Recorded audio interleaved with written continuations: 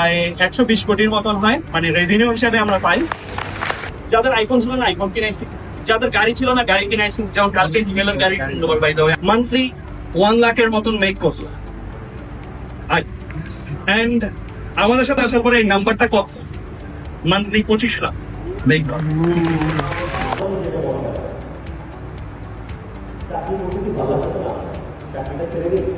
প্রথমত অলরেডি তো বলছি যে তুমি অ্যাকচুয়ালি তোমার ফ্রেন্ডদের মাইন্ডে আসলে কি, তুমি তোমার ফ্রেন্ডদের মাইন্ডে কয়েকটা কিওয়ার্ড, রাইট?